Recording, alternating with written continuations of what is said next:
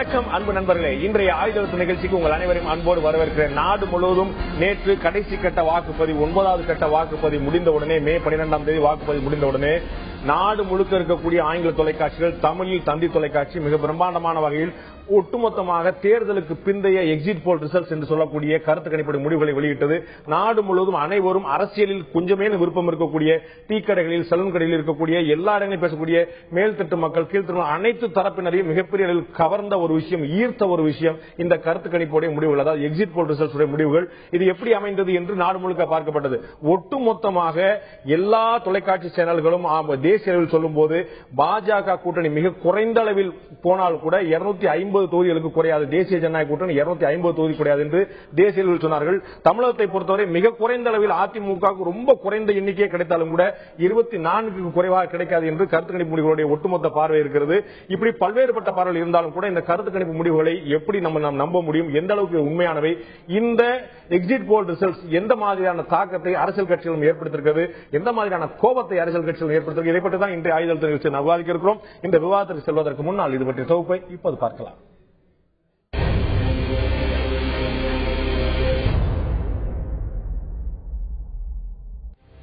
16வது மக்களவைத் தேர்தலின் இறுதிக்கட்ட வாக்குப்பதிவு முடிவடைந்ததை தொடர்ந்து நேற்று பல்வேறு செய்தி நிறுவனங்கள் கருத்து கணிப்புகளை வெளியிட்டன.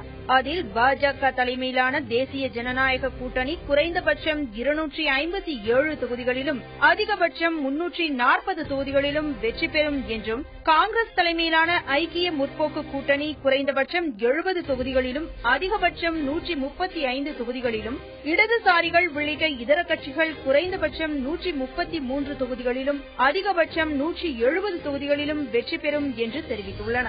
தமிழகத்தை பொறுத்தவரை CNN, IPN கருத்து கணிப்பின்படி மொத்தமுள்ள 39 தொகுதிகளில் அதிமுக 22 முதல் 28 இடங்களிலும், திமுக கூட்டணி 7 முதல் 11 இடங்களிலும், பாஜக கூட்டணி 4 முதல் 6 இடங்களிலும் வெற்றி பெறும் என்றும், டைம்ஸ் நவ் அதிமுக 31 இடங்களையும், திமுக கூட்டணி 7 இடங்களையும், காங்கிரஸ் 1 இடத்தையும் கைப்பற்றும் என்றும் தெரிவித்துள்ளது. தந்தி டிவி, கிறிஸ்இன்ஃபோ இணைந்து நடத்திய கருத்து கணிப்பில் அதிமுக 24 இடங்களிலும், திமுக 5 இடங்களிலும், பாஜக கூட்டணி 3 இடங்களிலும் 7 தொகுதிகள் சமபலம் கொண்டவையாக இருக்கும் என்றும் தெரிவித்துள்ளது. ஒவ்வொரு நிறுவனமும் வெவ்வேறு வகையான கணிப்புகளை கூறினாலும் பாஜக கூட்டணி அதிகபட்ச இடங்களில் வெற்றி பெற்று ஆட்சி அமைக்கும் என்ற கருத்தையே வலியுறுத்தியுள்ளன. மேலும் காங்கிரஸ் கட்சி மிகப்பெரிய பின்னடைவை சந்திக்கும் என்றும் தெரிவித்துள்ளன. காங்கிரஸ் கட்சி இந்த கருத்து கணிப்புகளை ஏற்க மறுத்துள்ளது. அக்கட்சியின் மூத்த தலைவரும் அமைச்சருமான நாராயணசாமி கூறும்போது இந்த கருத்து கணிப்பு பொய்த்து போகும் என்றும், காங்கிரஸ் ஆட்சியை பிடிக்கும் என்றும் தெரிவித்துள்ளார். இதேபோல் ஜம்மு காஷ்மீர் முதல்வர் உமர் அப்துல்லா தேர்தல் கருத்து கணிப்பு என்பது ஒரு மிக சிறந்த பொழுதுபோக்கு என்று கூறியுள்ளார்.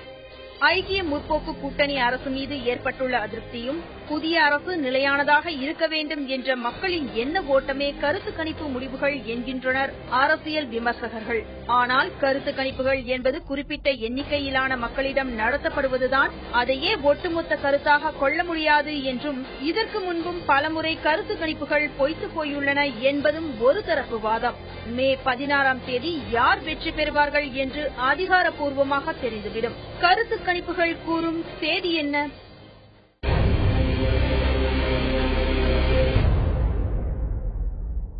கருத்து கணிப்புகள் என்ன முடிவை அறிவிக்கப் போகின்றன என்று நேற்று நாடு முழுவதும் எதிர்பார்க்கப்பட்டது. இன்று அந்த கருத்து கணிப்புகள் சொல்லக்கூடிய செய்தி என்ன என்று எதிர்பார்ப்பு இருந்திருக்கிறது. ஒவ்வொரு தொலைக்காட்சி ஊடகத்துடைய கருத்து கணிப்பு முடிவுகளை மக்களை ஒப்பிட்டு பார்க்கக்கூடிய நிலைமை பார்க்கிறோம். அரசியல்வாதிகள் மட்டுமில்லாமல் சாமானிய மக்களும் கூட ஒவ்வொரு கருத்து கணிப்பு முடிவும் ஒப்பிட்டு பார்த்துக் கொண்டிருக்கிறார்கள். இந்த தொலைக்காட்சி இப்படி சொன்னாங்க, அந்த தொலைக்காட்சி இப்படி சொன்னாங்க, எதுதான் உண்மையான கணக்கு, இது எதனால இருக்கும் என்று பல்வேறு விஷயங்கள் பேசப்பட்டது. இந்த கருத்து கணிப்புகள் சொல்லும் செய்தி என்ன என்றுதான் இன்றைய ஆயுத நிகழ்ச்சி விவாதிக்க இருக்கிறோம். இந்த விவாதத்தில் நம்முடைய பாஜகவை சேர்ந்த மாநில பொருளாளர் திரு SR சேகர் அவர்கள் நம்மோடு இணைந்திருக்கிறார். அதே போல திமுகவை சேர்ந்த முன்னாள் எம்எல்ஏ திரு அப்பா அவர்கள் நம்மோடு இணைந்திருக்கிறார். இவர்கள் மட்டுமல்லாமல் காங்கிரஸ் கட்சியை சேர்ந்த எம்எல்ஏ விஜயதாரணி அவர்கள் நம்மோடு இணைந்திருக்கிறார். அதே போல இன்னும் சிறிது நேரத்தில் இந்திய குடியரசுக் கட்சியை சேர்ந்த திரு சேகு தமிழரசு அவர்கள் நம்மோடு இணைப்பார். உங்கள் 3 பேரும் இந்த நிகழ்ச்சிக்கு வரவேற்கும் நண்பர்களே. நான் முதல்ல விஜயதாரன் ஆரம்பிக்க விரும்புகிறேன். நாடு முழுக்க இருக்கக்கூடிய தொலைக்காட்சி ஊடகங்களுடைய எக்ஸிட் போல் ரிசல்ட்ஸ் உடைய மிகப்பெரிய கவனத்துக்கு உள்ளாகி அதிர்ச்சிக்கு உள்ளான ஒரு கட்சி அப்படின்னா காங்கிரஸ் தான் சொல்ல முடியும் நினைக்கிறேன். ஏன்னா எந்த ஒரு கருத்து கணிப்பும் கூட கிட்டத்தட்ட ஒரு 8ல இருந்து ஒரு 11 தொலைக்காட்சி சேனல் வரைக்கும் இந்த மாதிரி ஊடக கருத்து கணிப்பு நடத்திருக்காங்க தேசிய அளவில். ஒரே ஒரு சேனலாவது காங்கிரசுக்கு ஒரு வாய்ப்பு இருக்கு அல்லது காங்கிரசுக்கு ஒரு தொங்கு பாராளுமன்றம் அமைந்தால் ஒரு வாய்ப்பு இருக்குன்னு சொல்லல. ஏன்? அதாவது கருத்து கணிப்பு நீங்க கடந்த 1.5 ஆண்டு காலமாக கருத்து கணிப்பு நடந்துகிட்டு இருக்கு. இதை நாம் பார்க்க வேண்டும். இன்னைக்கு எக்ஸிட் போலுங்கிறது இப்போ ஒரு கருத்து கணிப்பு வந்திருக்கு கடைசியாக. ஆனா 1.5 ஆண்டு காலமாவே நடந்த கருத்து கணிப்பை நீங்க திரும்பி பார்க்கணும். இதே சி ஓட்டர், இதே ஏபிபி நியூஸ் நீல்சன், இதே டைம்ஸ் நவ் ORG, இவர்கள் வழங்கிய இந்த இன்னும் பலரும், டுடேஸ் சாணக்கியா, இது போன்ற பலரும் இவங்க வழங்கிய எல்லா கருத்து கணிப்புகளும் 1.5 ஆண்டு காலமாக கருத்து கணிப்பு பண்ணிட்டு இருக்காங்க. இன்னைக்கு இல்ல அது. அந்த கருத்து கணிப்பு 1.5 ஆண்டுக்கு முன்னால் என்ன ஆரம்பிச்சாங்களோ அதிலேயே தான் கொண்டாந்து இன்னைக்கு நிறுத்திருக்காங்க. ஒரு பெரிய வித்தியாசமா எந்த கருத்து கணிப்பையும் என்னால பார்க்க முடியல. முன்னாடி 1.5 வருஷத்துக்கு முன்னாடி நடந்த கருத்து கணிப்பு அப்படியே உண்மையா இருக்குன்னு அப்படியே இல்ல. அது உண்மையா இருக்குன்னா அவங்க உண்மையா அவங்க கீப் அப் பண்ணிருக்காங்க. நான் அப்படிதான் நான் நினைக்கிறேன். அந்த அளவில் பாத்தீங்கன்னா 2004, 2009 2 தேர்தல்களிலும் இது போன்ற சூழ்நிலைகளை பெரிய அளவில் பாரதிய ஜனதாவோட கூட்டணி ஆட்சி அமைக்கும் என்று பெரிய அளவில் இந்த கருத்து கணிப்பு கூறப்பட்டதை நாம் மறக்க கூடாது. அதே நேரத்தில் இந்த நேரத்தில் நம்ம அதை பார்க்கணும்னு அவங்க சொன்னது ஒரு அருமையான பாயிண்ட் சொன்னாங்க. இந்த எதிர்பார்ப்பு வந்து நம்ம இப்ப ஏற்பட்ட விஷயம் இல்ல. 2004லயும் 2009லயும் இதே மாதிரிதான் மிகப்பெரிய பூமி. மீண்டும் பாஜக ஆட்சிக்கு வரப்போகிறது. 98ல இருந்து 2004 இப்படிதான் சொன்னாங்க. 2009ல வந்து ஆட்சி மாறப்போன்னு சொன்னாங்க. அந்த கருத்து கணிப்பு அத்தனையுமே பொய்யாய் போச்சு. மீண்டும் காங்கிரஸ் 2ஆம் முறை ஆட்சி அமைச்சது. இப்ப வந்து இந்த கருத்துக்களை முடிவுல வச்சு பாஜக கொண்டாடுவதற்கு எதுவும் இல்லை அப்படிங்கிற விஜயதானுடைய புகார். இல்ல 2 விஷயம். ஒரு விஷயம் வந்து ஏற்கனவே நடந்த ஒரு கருத்து கணிப்புகளுடைய முடிவுகளை வைத்து இந்த கருத்து கணிப்பும் செல்லாதுன்னு சொல்லலாம். அது நமக்கு சாதகமாக ஏற்படுத்திக் கொள்ளக்கூடிய விஷயம். நான் அந்த விஷயத்துக்கு வரல. உங்களுக்கு பாதமா இருந்தா நீங்க அப்படிதான் சொல்லிருப்பீங்க. இல்ல நான் முடிக்கல. நான் முடித்ததுக்கு அப்புறம் தான் உங்களுடைய கேள்வி வந்து கேட்டீங்கன்னா அதுக்கு பதில் சொல்லிட்டேனா இல்லையான்னு தெரியும். 1947க்கு பிறகு, குறிப்பாக 1984 இந்திரா காந்தியினுடைய கொலைக்கு பிறகு, கொலையில வந்து பின்னால் நடந்த வாக்கெடுப்புல 64% மக்கள் வாக்களித்தார்கள். இப்ப 2016 அதற்கு பின்னால 66% மக்கள் வாக்களித்திருக்கார்கள். சுதந்திர இந்தியாவில் ஒரே ஒரு நிமிஷம் முடிச்சிருக்கேன். நிச்சயமா உங்களுக்கு பதில் வாங்க போக மாட்டேன். 64க்கும் 66க்கும் நீங்க கொடுத்த அந்த மாடுலேஷன் வந்து என்னை மாதிரி ஆங்கர்லாம் கத்துக்க வேண்டிய விஷயம். 64% வாக்குப்பதிவு, ஆனா 66% வாக்குப்பதிவு 2% தான். அது அந்த 2.5% எத்தனை கோடி மக்கள் புதிய வாக்காளர்கள் ஆயிருக்கார்கள். 64% இருந்த 84லயும் 2016 எத்தனை கோடி மக்கள் வாக்காளர்கள் புதிய வாக்காளர் எத்தனை கோடி பேர் வந்து புதிய வாக்குகளை சேகரிக்கிறார்கள். பர்சன்டேஜ்ல பல கோடி போகிறது. ஆகவே அதனால்தான் அந்த கோடியை தான் 2% சொன்னேன். ஒன்று, அதனால அவ்வளவு பெரிய வாக்கு வந்தது. அதுல வந்து ஹைலி இமோட்டிவ் ஓட்டிங் பேட்டர்ன் இன் 1984. அதே மாதிரியாக செயல்படாத ஊழலிலே ஊழலின் ஊற்றுக்கண்ணாக இருந்த மக்களுடைய நலன்களிலேயே ஈடுபாடு இல்லாத ஒரு அரசாங்கத்துக்கு எதிராக ஒரு மக்கள் புரட்சி 2016 இந்த வாக்காளர்கள் 66% வந்திருக்கிறார்கள். ஒன்று. ஆகவே கருத்து கணிப்பு 2004 2009 வைத்து 2016 எடை போடக்கூடாது. ஒன்று. அதனால வந்து அது தோத்துச்சு அதனால இது தோத்துச்சு சொல்லுவதற்கு சந்தோஷமாக வேண்டும் சொல்லிக் கொள்ளலாம். இரண்டாவதான விஷயம் வந்து மிக முக்கியமான விஷயம் வந்து கருத்து கணிப்புகள் வந்து ஒரு ஸ்டாட்டிஸ்டிக்ஸ், ஒரு விஞ்ஞானம். அந்த விஞ்ஞானத்துல வந்து எரர் வரலாம். போன தடவையில உங்களுடைய சிரிப்புக்கு ஏதோ வேற அர்த்தம் கருத்து கணிப்பு எனக்கு வந்து கருத்து கணிப்பு ஆதரவா உங்களுடைய கருத்துக்கள் எவ்வளவு வருது அப்படின்னு சொல்லி ஆனந்தமா இருக்குதா? இதே முடிவு வந்து மாறி வந்திருந்தா இதே பிஜேபி எப்படிப்பட்ட கருத்து வருங்கிறத நான் பாக்கிறேன். இல்ல அதாவது இன்றைய நேரத்தில் இந்த விஷயத்தில் பேசுகின்ற விஷயத்தை எடுத்துக்கொண்டு பேசுவது என்பது சரியான இருக்கும், நியாயமா இருக்கும். இதற்கு முன்னால் நீங்கள் எப்படி பதில் சொல்லியிருப்பீர்கள், பின்னால் எப்படி பதில் சொல்வீர்கள் என்பது அது பார்க்கின்ற பார்வையாளர்களுக்கு சந்தோஷம் ஏற்படுத்துவதாக மட்டுமே தான் இருக்கும். ஏன் இதை சொல்ல வரேன்னு கேட்டா, நான் உண்மையை ஏற்றுக்கொள்வதற்கு தயாராக இருக்கிறேன். அதே சமயத்தில் இது வந்து ஒரு மிகப்பெரிய புரட்சியினுடைய ஒரு மாறுபாடினுடைய ஒரு வேவனுடைய வடிவமாக மக்கள் வாக்களித்திருக்கிறார்கள். எனவே அதை மற்ற கம்பேர் பண்ணக்கூடாது. கருத்து கணிப்பு நிச்சயம் வரேன். எல்லாத்தையும் ஒரு முதல் கருத்து மட்டும் கேட்டேன். நான் திரு அப்பாவிட்ட கேட்கிறேன். அதே மாதிரி எப்படி காங்கிரஸ் வந்து தேசிய அளவில் மிகப்பெரிய பின்னடை சந்திப்பதா அந்த கருத்து கணிப்பு முடிவு சொல்லுதோ, அது மாதிரி தமிழகத்தை பொறுத்தவரை திமுக வந்து ஒற்றை இலக்கத்தில் சுருங்குகிறது அப்படின்னு எல்லா கருத்து கணிப்புமே சொல்லு. இது திமுகவுக்கு ஒரு பின்னடைவா பாக்குறீங்களா? அதாவது கருத்து கணிப்பு வந்து தேர்தல் நடந்துகிட்டு இருக்கும் போது அதுக்கு முன்னாலே கொடுக்கக்கூடாதுன்னு ஒரு சட்டமாக்கி தேர்தல் ஆணையம் வந்து அதை தடை பண்ணிச்சு. 98ல வந்து உச்சநீதிமன்றமே கருத்து கணிப்பு பண்ணலாம் அப்படின்னு சொன்னாங்க. 2004 பிஜேபி தேர்தல் கணிப்பே பண்ணவே கூடாது அப்படின்ட்டு சொல்லி வாதிட்டாங்க. 2009 இப்ப பண்ணலாம் அப்படின்னாங்க. அது வேற சமாச்சாரம். ஆக இப்படிப்பட்ட நிலை ஏற்பட்டதுனால தேர்தல் முடிஞ்சு இன்னொரு 2 நாள் 12ஆம் தேதியிலிருந்து 16ஆம் தேதிக்குள்ளதான் தேர்தல் கணிப்புகளை சொல்லணும் அப்படின்னு சொன்னா, அதாவது ஊர்ல கிராமத்துல எடுத்துக்கிட்டா நல்லா கொடை சீசன்ல எல்லா கோயிலையும் சுடலை ஆண்டவர் கோயில்ல கூட அம்மன் கோயில்ல கூட அப்படிங்கிற மாதிரி எல்லா சேனல்களும் இப்ப எடுத்து ஒவ்வொன்னா எடுத்து அவங்க வந்து இந்த இதை கண்டுபிடிச்சிட்டோம் அப்படி இப்படின்ட்டு எல்லாரும் சொல்றாங்க. இந்த அறக்கில முடிவு இல்ல, யாருக்கிட்டையும் முடிவு கிடையாது சொன்னதெல்லாம். இதை விட பெரிய ஜாம்பவான்கள்லாம் பெரிய பெரிய பெரிய முடிவுகள் எல்லாம் இருக்கும். NDTV சொல்லிட்டு அப்பா என்னமோ அவ்வளவுதான் 2009 என்னமோ வந்து பிஜேபி தான் ஆட்சிக்கு வரும் அப்படின்னு சொன்னாங்க. ஒண்ணுமே இல்லை, எல்லாம் பொய்யாயிடுச்சு. அதே போல தமிழ்நாட்டை எடுத்துக்கிட்டா 2009 சொன்னாங்க 21 சீட்டு ADMK வரும், 9 சீட்டு தான் திமுக வரும். முடிவை பார்த்தா சரிதான், 18 சீட்டு திமுக வந்து 9 சீட்டு தான் ADMK வந்து. ஆக இப்படி பல சந்தர்ப்பங்கள்ல நடந்திருக்கு. இன்னும் சொல்ல போனா அதிமுக கழகத்துக்கு வந்து பாராளுமன்ற தேர்தலில் மிக அதிகமான வாக்குகளை தமிழ்நாட்டில் கொடுக்க முடியாது. ஏன் எம்ஜிஆர் இருக்கும் போதே 2 சீட்டு தான் கொடுத்தாங்க. திராவிட முன்னேற்ற கழகம் மற்ற இயக்கங்கள் வந்து நாடாளுமன்றத்துக்கு சென்றா நல்ல வாய்ப்பு உருவாகுங்கிறதுனால அப்படி சொல்லுவாங்க. சில நம்பிக்கைகள் அதிமுக வந்து தேர்தலுக்கு முன்னால 18, 19, 20 இந்த 3 தேதியிலையும் செக் போஸ்டர் ரிலீஸ் பண்ணிட்டாங்க. 22ஆம் தேதி வரை பணம் கொடுத்தாங்க. அந்த நம்பிக்கையில ஜெயிப்போன்னு இருக்காங்க. பணம் கொடுத்த புகார் வந்து அதிமுக மீது மட்டுமல்ல திமுக உட்பட எல்லா கட்சிகளுமே இருக்கு. அதுக்கான ஆதாரங்களை குற்றச்சாட்டுகளை விசாரணையை தேர்தல் ஆணையம் நீதிமன்றம் நடத்த முடியும். அது நம்முடைய வாதமா நம்முடைய குற்றச்சாட்டை மட்டும் பெற முடியாது. நான் திரு சேக்கூர் தமிழரசன் கேட்க விரும்புறேன். அதிமுகவுக்கு சாதகமான அலை, ஒரு எதிர்ப்பான அலை தமிழகத்தில் வீசவில்லை என்று தெரிய வருகிறது. இந்த கருத்துக்கள் மூலமா ரொம்ப குறைவா ஒதுக்கப்பட்ட கருத்து சீட்டுடைய எண்ணிக்கை 24 இருக்குது. குறைஞ்சபட்சம் 24. கடந்த தேர்தலில் 9 தொகுதியில் வெற்றி பெற்ற அதிமுக இந்த முறை குறைந்தபட்சம் 24 தொகுதியில் வெற்றி பெறும் அப்படிங்கிறது கருத்துக்களுடைய குறைந்தபட்ச முடிவா இருக்குது. இதை நீங்க எப்படி பாக்குறீங்க? உங்களுடைய முதல் பார்வை. தேர்தல் கணிப்பு என்பது இன்றைக்கு தவிர்க்க முடியாத ஒன்றாகிவிட்டது. ஏன்னா ஊடகம் அந்த அளவுக்கு ஒரு சக்தி வாய்ந்த வலிமை பெற்ற மக்களிடையே செல்வாக்கு மிகுந்த ஒரு அமைப்பா உருவாயிடுச்சு. இது ஏறக்குறைய விஞ்ஞானம் நிறைந்ததா இருந்தா கூட சோதிடம் மாதிரி தான். அதை கூட இன்னைக்கு விஞ்ஞானம்னு சொல்லிட்டு இருக்காங்க. அதே மாதிரிதான் அது பாஜக தான் சோதிடத்தை கூட விஞ்ஞானம்னு சொல்லுது. அதை போன்ற ஒரு சிந்தனை தானே இதுல வந்து என்னன்னா, ஊடகமும் மக்களோடு நெருங்கி பழகிற ஜனநாயகத்தினுடைய ஒரு 4வது தூணாக இருப்பதனால அவங்களுடைய கணிப்புகள் வந்து சின்ன சின்ன வித்தியாசங்கள் இருக்குமே தவிர பெருமளவுக்கு ஒன்னும் மாறுபட்ட வித்தியாசங்களை சிலர் ஒன்னா இருக்கலாம். ஆனா 10 பேர் சொன்னதுல ஏதோ ஒன்று மிகச்சரியாகவும் அமைஞ்சிடுது. இப்ப இன்றைக்கும் பல ஊடகங்கள் கருத்துக்களை சொல்லியிருக்கு. இன்னும் 2 நாள் இன்னும் நிறைய பேர் நிறுவனங்கள் சொல்ல முன் வருவார்கள்.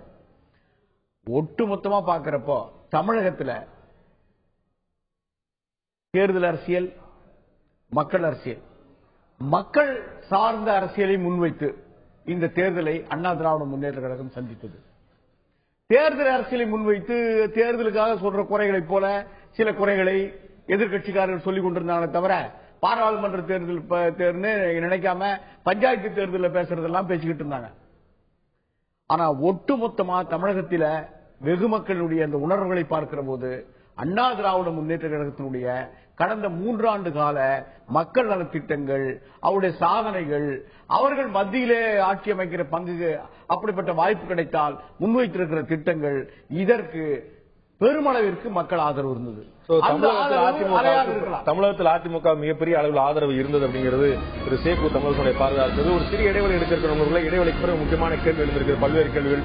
திமுகவும் காங்கிரசும் தமிழகத்தில் இணைந்திருந்தால் இந்த முடிவு வந்திருக்குமா? இந்த முடிவு மாறி இருக்குமா? ஒட்டுமொத்த அரசியல் நிலைப்பாடே மாறி இருக்குமா? தேர்தலுக்கு பிந்தைய கருத்து கணிப்புகள் சொல்லும் தேதி என்ன என்ற தலைப்பில் இன்றைய நிகழ்ச்சி நான் பார்த்துக் கொண்டிருக்கோம். நான் விஜய் தாரண்ட கேட்கிறோம். இடைவெளிக்கு முன்னாடி சொன்னீங்க இந்த மாதிரி நிறைய தொலைக்காட்சி எல்லாம் உடனே கிளம்பிட்டாங்க. அவங்க எல்லாம் வந்து நண்பர் கூட சொன்னார், இந்த மாதிரி ஜோசியம் சொல்ற மாதிரி கிளம்பிடுச்சு, கொடமை வந்து சுடமானசாமி கொடை மாதிரி ஆளாளுக்கு வந்து கிளம்பிட்டாங்க அப்படின்னு.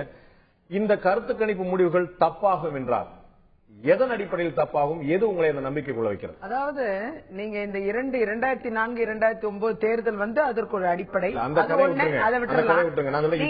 தேர்தலில் வந்து நீங்க நம்பிக்கையோடு இருக்கிறீங்க, எல்லாருடைய கருத்துக்களும் தப்பாகும் சொல்றீங்க. எதன் அடிப்படையில்? அதாவது நீங்க வந்து 1989 ராஜீவ்காந்தி அவருடைய நேரத்தில் 404 சீட்டு காங்கிரஸ் கட்சி வந்து 2004, 2009 விட்டுருங்கன்றேன். 1989 இல்ல இல்ல இது 51 போயிருவாரு. இல்ல அதாவது அந்த உதாரணத்தை ஏன் எடுத்துக்கணும்னா 404 சீட்டு ஜெயிச்சு வரோம் காங்கிரஸ் கட்சி பாருங்க, அபரீத பெரும்பான்மை. ஒரு நிமிஷம் கேளுங்க, அதுக்கான ஒப்பிடுறேன்னா இன்னைக்கு இவங்க சொல்லக்கூடிய இந்த பெரும்பான்மை 272 எட்டக்கூடிய பெரும்பான்மைக்கு ஒரு பயங்கரமான ஒரு வேவ் இருக்கணும். அது இல்லாம அந்த நேரத்துல இந்த மாதிரி மாநில கட்சிகள் கிடையாது. இவ்வளோ அளவுக்கு மாநில கட்சிகளோட வளர்ச்சி கிடையாது. கிடையாது. வேவு அந்த மாதிரி ஒரு வேவு இருக்கிறதோ இல்லன்னா ஒரு மாற்று அரசியலுக்கு இடம் இல்லாத நேரம் அப்போ. இப்போ ஒரு மாற்று அரசியலுக்கு அதிகமான இடம் இருக்கக்கூடிய நேரம். கூட்டணி அரசாங்கங்கள் தான் இந்த நாட்டை ஆள வேண்டும் என்ற கால கட்டாயம். இன்னைக்கு கடந்த 15 ஆண்டு காலமாக கூட்டணி அரசாங்கம் இருந்துகிட்டு இருக்கு. இந்த தடவையும் கூட்டணி அரசாங்கம் தான் வரும். தேசிய ஜனநாயகமும் கூட்டணி தானே. அதாவது இல்ல இவங்க சொல்லக்கூடியது அபரீத நம்பர்லாம் இருக்கு பாருங்க. 300 பிஜேபி 280 பிஜேபி பிடிக்கும். கேள்வி சிம்பிளா சொல்ல பாக்குறேன். நான் சொல்றது 300 400 இல்ல. எல்லா கருத்துக்களும் சொல்லக்கூடிய ஒரு அடிப்படையான தகவல் பாத்தீங்கன்னா காங்கிரஸ் அரசு இறங்குகிறது, பாஜக தேசிய ஜனநாயக கூட்டணி அரசு அமைகிறது. இவ்வளவுதான் அதோட ஒன்லைன். இல்ல அதை நீங்க மறுக்கிறேன். ஏன்னா இப்போ பிராந்திய அரசியல் மாநில அரசியல் கட்சிகளின் வளர்ச்சி என்பது அபரீத வளர்ச்சி. இது ஏற்றுக்கொள்ள வேண்டிய ஒன்று. இதை நம்ம ஒதுக்கி தள்ள முடியாது. அப்படி பார்த்தீங்கன்னா இன்னைக்கு கூட்டணி அரசாங்கம் தான் ஆட்சியை பிடிக்கும். அது எந்த மாதிரி கூட்டணி? காங்கிரஸ் தலைமையிலான கூட்டணியா அல்லது காங்கிரஸ் துணையுடன் ஒரு கூட்டணியா? கூட்டணி அரசாங்கம் சொல்றீங்க, பிராந்திய கட்சிகள் சொல்றீங்க. தேசிய ஜனநாயக கூட்டணிங்கிறதும் பிராந்திய கட்சிகளை கொண்ட கூட்டணி தான். என்ன மாதிரி கூட்டணி வச்சிருக்காங்க பாருங்க. இன்னைக்கு உங்களுக்கு மதிமுக வந்து மாநில கட்சி மாதிரி தெரியலையா? தேமுதிக மாநில கட்சி மாதிரி தெரியல, பாமக மாநில கட்சி மாதிரி தெரியல. நீங்க தமிழகத்தையே எடுத்துக்கங்க. அதிமுக இல்ல திமுகவோடு கூட்டணி வைத்த ஒரு கட்சி தான் மத்தியில் ஆட்சிக்கு வர வாய்ப்பு இருக்கும். இந்த பிற கட்சிகளோட வைக்கும் பொழுது ஒரு மூன்றாவது அணிக்கான ஒரு முகாந்திரத்தை கொடுக்கிறது. நீங்க இதை யோசிக்கணும். எனக்கு ஒரு விஷயம் என்னன்னா இந்த பதிலுக்கு வர மாதிரி தெரியல. நீங்க பதிலுக்கு வர மாதிரி தெரியல. பதில் நான் சொல்லி முடிக்கணும் இல்லையா? இதற்கு என்ன நியாயம் என்றால் இன்னைக்கு முலாயம் சிங் மாயாவதி என்று உத்தரப்பிரதேசத்திலும் நிதிஷ்குமார் லல்லு பிரசாத் என்று பீகாரிலும் தமிழகத்தில் திமுக அதிமுக என்று இந்த மாதிரி கட்சிகளும் மாயாவதி பொது உடைமை கட்சிகளான பெங்கால்லையும் கேரளால எல்டிஎஃப் யூடிஎஃப் தான், பிஜேபியே கிடையாது. இது மாதிரி நாடு முழுவதும் எடுத்தீங்கன்னா இந்த மத்திய பகுதியில் இருக்கக்கூடிய சில இந்துஸ்தான் நாடுகள் மட்டும்தான் அந்த மாநிலங்கள்ல மட்டும்தான் பிஜேபியோட ஆனால் பிற இடங்களில் பாத்தீங்கன்னா பரவலாக பிற கட்சிகளின் கரங்கள் ஓங்கி இருப்பதை நாம் மறுக்க கூடாது, மறைக்கவும் கூடாது. ஆனா இந்த கட்சிகள்லாம் இவர்களோடு சேருவார்களா பிஜேபியோடு என்று பார்க்க வேண்டும். அவங்களோட அரசாங்கம் வரும் சொல்ல முடியாது. இல்லாம எப்படி அரசாங்கம் வரும்? அதுதான் என்னுடைய கேள்வி. 20 ஆண்டு காலமா காங்கிரஸோ பாஜகவோ இந்தியால ஒன்னும் தனித்து ஆட்சி அமைக்கல. கூட்டணி ஆட்சி தான். இது பேர் அதுல வேண்டாம். எனக்கு இப்ப ஊடகங்கள் சொல்றது இன்னொரு புறம், அது விடலாம். திருமதி விஜயதாரணிக்கு இருக்கிற இந்த நம்பிக்கை, இந்த உறுதி, அது வரவேற்கத்தக்கது, பாராட்டத்தக்கது. ஆனா அது ஏன் காங்கிரஸ் கட்சி தலைவர்களுக்கே இல்ல? பிரதமர் வீட காலி பண்றார், 3வது அணியோட நாங்க சேருவோமா, 3வது அணியோட சேருவோமா? டாக்டர் மன்மோகன் சிங் அவர்கள் நான் அடுத்த முறை நான் பிரதமர் பதவியை நான் ஏற்க மாட்டேன்னு ஏற்கனவே சொல்லிட்டாரு. ஆகையால நீங்க அவர் வீட காலி பண்றதால ஒரு குற்றச்சாட்டு வச்சீங்கன்னா எப்படி? அவர் பிரதமர் தன்னோட சொந்த வீட்டை காலி பண்ணல. அவர் கேட்ட கேள்வி இன்னொரு பங்கத்தை இவர் கேட்கிறாரு. அதாவது பிரதமர் வந்து வீட்டை காலி பண்றா இன்னொரு பக்கம் இருக்கட்டும், கட்சியுடைய பிரதானமான முகங்களாக காங்கிரஸ் கட்சியுடைய ஏன் போட்டி போட எங்கள் சோனியா காந்தி 3வது அணியோட பேச்சுவார்த்தை நடத்துவோம். இல்ல இல்ல, அதாவது ஒரு விஷயத்தை நாம ஏத்துக்கணும். ஒரு விஷயத்தை நான் தெளிவாக்க விரும்புறேன். பாஜக ஒரு முறை கூட இன்னொருத்தர் ஆட்சிக்கு நாங்க செய்வோம் இல்லாட்டி இன்னொருத்தர் கூட்டணி செய்வோம் சொல்லவே இல்லை. சிங்வி சொல்றாரு. சிங்வி யாரு? அதாவது எங்கள் அன்னை சோனியா காந்தி அவர்கள், ராகுல் காந்தி எல்லாரும் முக்கியமான ஆட்கள் எல்லாம் போட்டி போட்டுருக்காங்க. நிராகரிக்கிறேன் இவங்க சொன்னதை. அதே நேரத்தில் இவங்க சொல்லக்கூடிய 3வது அணி, ஆமாம் எங்கள் 2ஆம் கட்ட தலைவர்கள் 3வது அணி வறுமை, அதாவது எங்களுடைய நம்பர் குறையுமே ஆனால் காங்கிரஸ் உடைய நம்பர் குறையுமே நிச்சயமாக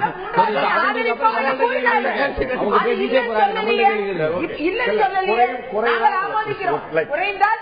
ஏன்னா நாட்டு மக்களின் வரி பணம் வீணடிக்கப்படக்கூடாது. மீண்டும் மீண்டும் 16ஆம் தேதிக்கு அப்புறம் அந்த முடிவு எடுங்க. இப்ப வேற முடிவு எடுப்போம். 16ஆம் தேதிக்கு அப்புறம் முடிவு எடுங்க. 16ஆம் தேதிக்கு அப்புறம். அதாவது டெல்லி வந்து 33 நம்பர் வந்தது. டெல்லியில பிஜேபி பெரும்பான்மைக்கு என்ன தேவை? 35 2 தான் கம்மி. ஆனா ஆட்சி அமைச்சாங்களா? ஆமா. காங்கிரஸ் கட்சி ஆதரவோட ஊழல் குப்பையை கூட்டின விளக்கமாறோட சேர்ந்து போட்டீங்க. ஊழல் குப்பையை கூட்டிய சீமாரோடு நீங்க கூட்டு சேர்ந்து. காங்கிரஸ் கட்சியை பொறுத்தவரை மக்கள் நலன் சார்ந்த விஷயம் இன்னைக்கு நாங்க டெல்லியை விட்ரா பண்ணல.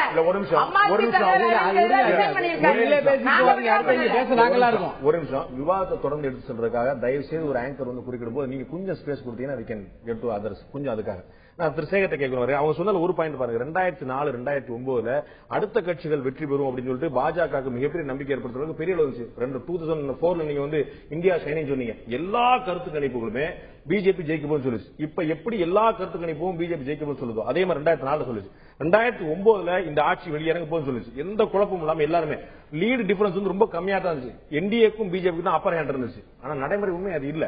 இதே எக்ஸிட் போல்ஸ், இதே டைம்ஸ் நவ், இதே என்டிடிவி, இதே எல்லாமே சொன்னாங்க. எங்க போச்சு அந்த முடிவுகள்லாம்? அதுல இல்லாத என்ன இன்னைக்கு இருக்குன்னு சொல்றீங்க? அதுல இல்லாத 2 விஷயம் இருக்கு. 2004 பிஜேபிக்கும் காங்கிரஸுக்கும் 7 சீட்டு தான் டிஃபரன்ஸ். 6 சீட்டு 2004. அந்த இடதுசாரிகள் கூட்டு சேர்ந்ததால இவர்களுக்கு ஆட்சி கிடைச்சது. இல்லைன்னா அன்றைக்கும் வேற நிலைமை மாறி இருக்கும். அது ஒரு விஷயம்.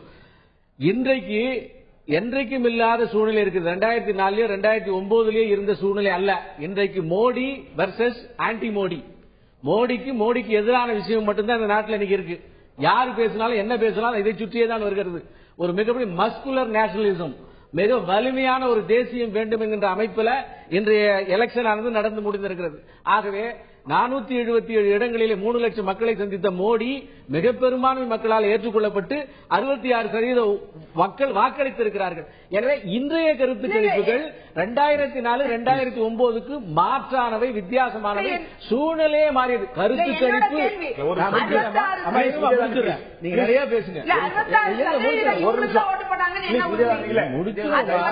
நீங்க வந்து என்ன பேசினாலும் 16ஆம் தேதிக்கு அப்புறம் நல்ல சந்தோஷமா இருக்கும். இப்ப கேளுங்க கேளுங்க. இன்னொரு கேள்வி முன்வைக்கிறாங்க பாருங்க. அதாவது இப்ப வந்து உங்களுக்கு ஒருவேளை வந்து 250 கிடைக்கும் சொல்லிட்டு ஒரு கருத்து சொல்லுது. ரொம்ப குறைஞ்சபட்சமா கிடைச்சா 250 கிடைக்கும். நாளைக்கு உங்க கூட கூட்டணி சேரணும்னு யார் இருக்கா? யாரெல்லாம் உங்க கூட இருக்கணுமோ ஆல்ரெடி எல்லாத்தையும் சேர்த்துட்டீங்க. ஒரு 20-30 சீட்டு குறைஞ்சா காங்கிரஸோட சேர்றதுக்கு இன்னும் 100 பேர் தேரா இருக்காங்க.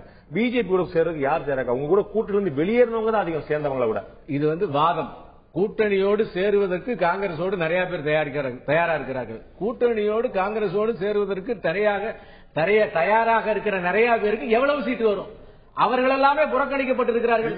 நிதிஷ்குமார காணும், எஸ்பிக்கு போச்சு, பிஎஸ்பிக்கு போச்சு. ஒன்றுமில்லாத அஸ்ஸாமில் இன்றைக்கு கருத்து கணிப்பில் 8 சீட்டு பிஜேபிக்கு சொல்றான்.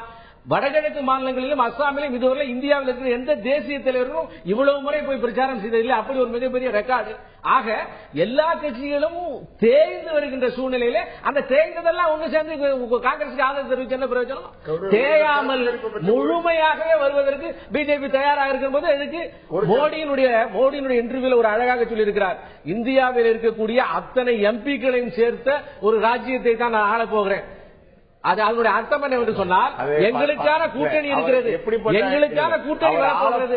ஆனால் இன்க்ளூசிவ் ஆஃப் எவரிதிங் வார்த்தை முதல்ல ஆள போறாராங்கிற கேள்வி இருக்குது. அதுக்கு பிறகு வந்து அவர் எப்படி ஆள போறாங்க திரு அப்பாவிட்ட கேட்க 2 மணி நேரத்துல தெரிய போகுது. அப்பாவிட்ட கேட்க விரும்புறேன். அவர் சொன்ன மாதிரி கூட்டணி கட்சி எல்லாம் இனிமே யார் சேர்றதுக்கு இருக்கா அப்படிங்கறது சேர்ந்த கட்சிகள் கூட தேஞ்சிட்டு போயிருங்கிற சொல்றாரு. அதுல திமுக அவர் சொல்லல. ஆனா தமிழகத்தில் இருக்கக்கூடிய கருத்து முடிவுகள் பாத்தீங்கன்னா தமிழகத்துல திமுக ஒரு மிகப்பெரிய பின்னடைவு. கடந்த 2009 கூட அட்வான்டேஜ். 2004 வந்து கூட்டணியோட காங்கிரஸ் சேர்ந்து நீங்க 40க்கு 40 எடுத்தீங்க. 2009 அதே காங்கிரஸோட சேர்ந்து மிகப்பெரிய வெற்றி பெற்றீங்க. எதிரணிக்கு 12 சீட் தான் கிடைச்சு, 28 சீட் உங்களுக்கு கிடைச்சது. இந்த முறை காங்கிரஸ் இல்லாதனால எந்த கருத்து கணிப்பும் உங்களுக்கு ஒற்றை இலக்கத்துக்கு மேல கொடுக்கல.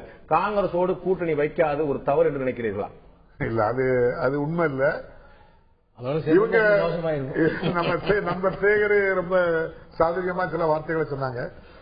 இப்ப அங்க என்டிஏ கூட இருக்கிறதுல பெரிய கட்சி அப்படின்னு எடுத்துக்கிட்டாக்கி தெலுங்கு தேசம் இருக்கு, சிவசேனா இருக்கு, அகாலிதளம் இருக்கு.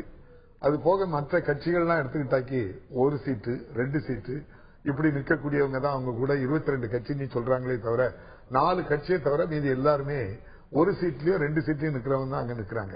இவங்க நாளைக்கு கூட்டணியில 250 சீட்டு நீங்க சொன்னபடி 252 சீட்ல வந்தாக்கி இவங்களை ஜெயிக்க வச்சு இவங்க வந்து ஆட்சி அமைக்க முடியுமா? முடியாது. அதுக்கு ஒரு உதாரணம் இதே போல 96 வெளியில இருந்து ஆதரவு கிடைக்கலாம்ல. 96 181 சீட் எடுத்தாங்க. காங்கிரஸ் 141 சீட்டு தான் எடுத்து ஆட்சியில் 250 சீட்டு வந்து இவங்க பாஜக பெருமானால் தேசிய என்டிஏ கிடைக்குமானால் திமுக பாஜகவை ஆதரிக்காதுன்னு சொல்ல முடியுமா? தேசிய ஜனநாயக கூட்டணி ஆதரிக்கான்னு சொல்ல முடியுமா? திமுக சொல்ல நான் இப்ப என்ன கருத்துக்கு வரேன், நீங்க திமுக பேசுங்க. இல்ல நான் என்ன கருத்துக்கு வரேன்னா, இவங்க இந்த நிலையில தான் இவங்க இருக்காங்க. நீங்க காங்கிரஸோ சற்று பின்னடைவு ஏற்பட்டாலோ, காங்கிரசும் என்னுடைய கணிப்பு காங்கிரசும் பிஜேபி நிச்சயமாட்டு தனி மெஜாரிட்டியோட அல்லது அவங்க கூட்டணியில ஆட்சி அமைக்க நிச்சயமா முடியாது. காரணம், எல்லா மாநிலங்களிலும் மாநில கட்சிகள் தான் மேலோங்கி நிற்கிறதே தவிர திராவிட முன்னேற்ற கழகமா அதிமுக கழகமா இதுதான். நீங்க திராவிட முன்னேற்ற கழகம் மிகப்பெரிய பின்னடைவுன்னு சொல்லி கருத்து கணிப்புல 4 பேர் சொன்னதை வச்சு சொல்றீங்க. ஆனா களத்துல இருந்து எங்களுக்கு தெரியும், கரண்ட் கிடையாது, தண்ணி கிடையாது, எங்க கூட இருக்கிற சிறுபான்மையினர் இருக்காங்க, தாழ்த்தப்பட்டவங்க இருக்காங்க, மிக அதிகமான வாக்குகள்ல ஜெயிக்கிறதுக்கு நாங்க தான் இருக்கோம். இதை விட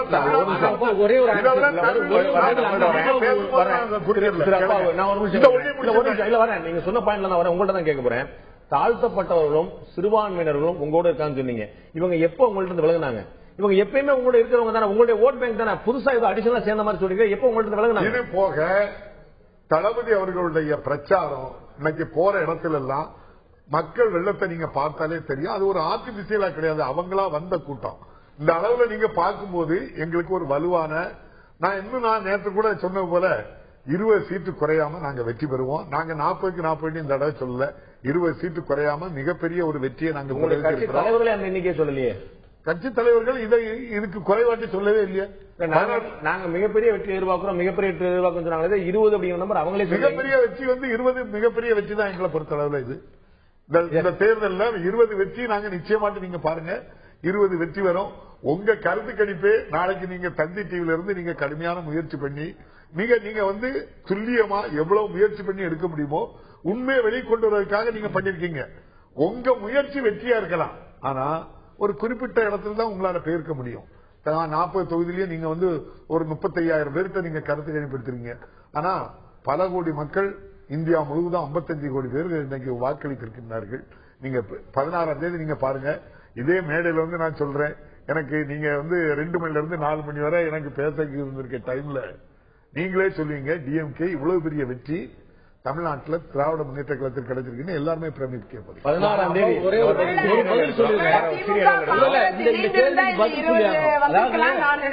நீங்க கேட்ட கேள்விக்கு, அதாவது தேசிய ஜனநாயக கூட்டணியோடு யார் சேருவார்கள் சொன்னீங்க.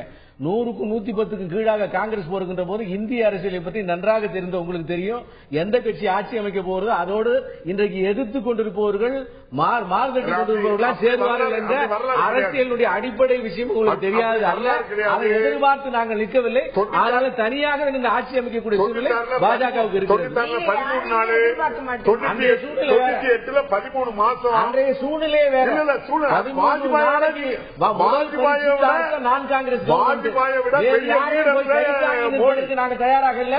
குதிரை பேரம் நடத்துவதற்கு அன்றைக்கு நாங்கள் தயாராக மிக கௌரவமாக விளம்பரப்படுத்துறீங்களே தவிர மோடி வந்து வாஜ்பாயோட பெரிய லீடர். மிக முக்கியமான ஒரு கேள்வி திரு அப்பா எழுப்பியிருக்கார். வாஜ்பாயை விட மிகப்பெரிய தலைவரா நரேந்திர மோடி, இதை பாஜகவினர்களை ஏற்றுக்கொள்வார்களா அல்லது அனைத்து கட்சியினாலும் இருக்கப்பட்ட தவறான கட்சியில ஒரு சரியான மனிதர் என்று திமுகவால் கூட பாராட்டப்பட்ட வாஜ்பாயை விட மிகப்பெரிய மனிதரா, மிகப்பெரிய சக்தியா நரேந்திர மோடி? நரேந்திர மோடி அலை என்பது உண்மைதானா? நான் திரு சேகு தமிழரசன் கேட்க, இந்திய குடியரசுக் கட்சியை சேர்ந்தவர், அதிமுகவுக்கு வந்து குறைஞ்சபட்சம் 24 தொகுதி கிடைக்கும், அதிகபட்சம் 31 தொகுதி வரைக்கும் கிடைக்கும் பல்வேறு கருத்துக்கள் சொல்றாங்க. தமிழ்நாட்டில் நீங்க எல்லாருமே சொல்லும்படியா ஆகப்பெரிய கட்சி தமிழகத்தில் அதிமுக தான். திமுக 5% மேல பின்னாடி இருக்கு. மற்ற கட்சிகளை பத்தி சொல்ல வேண்டியது. உங்களுடைய பார்வையில் தேமுதிக நீங்க 4-5 கொடுத்துருக்கீங்க, மதிமுக இன்னும் ரொம்ப குறைவா கொடுப்பீங்க. ஆனா ஆகப்பெரிய கட்சி அதிமுக தானே. 40க்கு 40 நீங்கள ஜெயிக்கணும். நிலைமை அப்படி இல்லையே, விவரம் அப்படி வரலையே. இந்த கணிப்புகள் வந்து இன்னும் வந்து ஒரு அறுதியான உறுதியான ரொம்ப தெளிவான கணிப்புகள் சொல்ல முடியாது. இப்பதான் சொன்னீங்க அந்த நிகழ்ச்சி விஞ்ஞான பூர்வமா இருக்குன்னு சொன்னீங்க. இல்லங்க, இது வந்து ரொம்ப வந்து நீங்க வந்து துல்லியமான கணக்குன்னு சொல்ல முடியாதுல்ல. நீங்க சொல்றீங்களா? நான் சொல்றேன் துல்லியமானது. நிச்சயமா நிச்சயமா. இப்போ வந்து இந்த துல்லியமான தேர்தல் முடிவுகள் தான் வரும்ன்றதுல நீங்க உறுதியா இருக்கீங்களா? 100% உறுதியா இருக்கீங்களா? நான் சொல்லிருக்க மாட்டோம். தந்தி டிவி சொல்லிருக்காரு. இப்ப தினத்தந்தியினுடைய இந்த கணிப்பு 100% நாளைக்கு நிகழக்கூடியது. ஆமா, நீங்க இருக்கலாம். ஆனா அப்படி அதாவது என்னுடைய முடிவுகள் தவறாகலாம். சரியா, அந்த கன்வின்ஸ் ஆள நாங்க சொல்லிருக்கே மாட்டோம். நாங்க கன்வின்ஸ் ஆக போய் தான் வைக்கிறோம். அது உண்மை அல்ல, ஏற்றுக்கொள்ளக்கூடியதும் அல்ல. எத்தனை வரும் நீங்க சொல்லுவது எத்தனை வரும்? 41, 42 நாங்கள் இல்ல 42 இல்ல, நீங்க 400 கூட சொல்லலாம். எனக்கு புரியல, நீங்க சொல்லுங்க உங்களுடைய 42 இல்ல 400 கூட சொல்லலாம். ஆனால் எங்களை பொறுத்தவரையில இதைவிட அதிகமான தொகுதிகளை தேர்தலில அண்ணா திராவிட முன்னேற்ற கழகம் வெற்றி பெறும். இல்ல எந்த நம்பிக்கையில் நீங்க சொல்றீங்க? ஏதாவது ஒரு விஷயம் பாத்தீங்கன்னா மக்கள்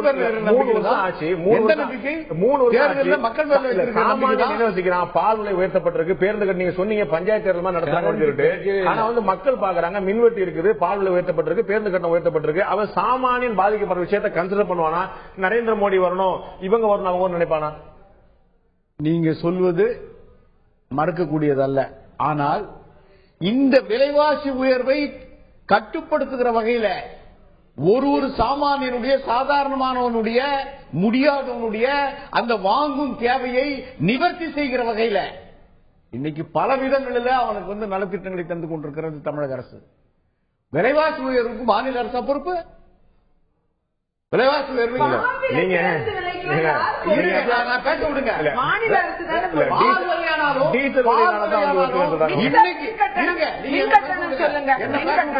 இப்போ இருங்க, இன்னைக்கு கூட ₹1 டீசல் விலையை வந்து உயர்த்தி இருக்கிறது யாரு? போற போக்குல 1.32 உயர்த்தி இருக்கிறது யாரு? டாக்ஸ் 32 பைசா. என்ன நடந்துரும்? இன்னும் 4 நாள்ல என்ன நடந்துரும்? சர்வதேச சந்தையின் விலை, சர்வதேச சந்தை இல்ல, இங்க இருக்கிற எண்ணெய் வியாபாரிகளுடைய சந்தை. தனியார்களுக்கு இந்த விலை நிர்ணயிக்கிற உரிமையை தனியாருக்கு தாரை வார்த்து கொடுத்துருக்காங்க. நீங்க தான் சொன்னீங்க போற போக்குல விலையேற்றுறாங்கன்னு, நீங்க தான் சொன்னீங்க எண்ணெய் நிறுவனம் விலையேற்றுதுன்னு. மத்திய அரசுக்கு பங்குல நீங்களே சொல்றீங்க, ஆனா மத்திய அரசு காரணம் நீங்க தான் குற்றம் சாட்டுறீங்க. அங்கீகரிப்பது யார்? அதை கட்டுப்படுத்தணும். தனியார்ன்றீங்க, அப்புறம் அங்கீகரிப்பது அவங்க வந்து உயர்த்தினால் அதை வந்து கட்டுப்படுத்துகிற அதிகாரம் யாருக்கிட்ட இருக்கு? நம்ம வந்து மத்திய அரசு இருக்கு. அதான் இல்ல, நம்ம வந்து ஆன்டி இன்கமத்தை பத்தி அப்பாவிட்ட கேக்குறேன். அது ஆன்டி இன்கமத்தை பத்தி பேசுறோம், பால் விலை, பேருந்து கட்டணம் எல்லாம் பேசுறோம். ஆனா தமிழகத்துல ஒவ்வொரு குடும்பமும் இவர்கள் கொடுக்கக்கூடிய லேப்டாப் வாங்கியிருக்கிறாங்க, இவர்கள் கொடுக்கக்கூடிய சைக்கிள் வாங்கியிருக்கிறாங்க, இலவச மடிக்கணினி பாடப்புத்தகம் வாங்கி, ஒவ்வொரு குடும்பத்துக்கும் இந்த தமிழக அரசுடைய நலத்திட்டம் ஆடு மாடு கறவை கிராமங்களை உங்களுக்கு நல்லா தெரிஞ்சிருக்கும். கறவை மாடுலாம் எவ்வளவு தூரம் பலன் தெரிஞ்சிருக்கும். அந்த பலன் பெற்றவர்கள் இதற்கு நன்றி கடன் செலுத்தும் நேரம் எதுன்னு நினைக்க மாட்டாங்களா? அதாவது அப்படி நினைக்கிறதா இருந்தா தமிழ்நாட்டுல குடிக்கைக்கு தண்ணியை கொடுக்காம பாட்டில்ல தண்ணியை விற்கிறாங்க. ஒவ்வொரு காஷ்மீர்ல இருந்து கன்னியாகுமரி வரைக்கும் பாட்டில்ல தண்ணி விற்கிறாங்க.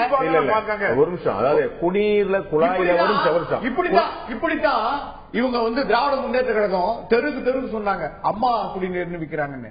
ரயில் குடிநீர் வித ரயில்வே டிபார்ட்மெண்ட்ல நீங்க வந்து இருந்தீங்களா? டெப்டி மினிஸ்டர் கூட இருந்தீங்களா? கேட்டீங்களா? ரயில்வே டிபார்ட்மெண்ட் சாமானிய மக்கள் உள்ளாட்சித்துறை அமைச்சராக இருந்தவர், துணை முதலமைச்சர் போய் குறைந்த விலைக்கு ரயில் குடிநீரை விட ₹5 குறைந்த விலைக்கு தமிழ்நாட்டில் எல்லா விரைவு பேருந்துலையும் பாதுகாக்கப்பட்ட குடிநீர் அங்க வச்சு பஸ் ஏற்கனவே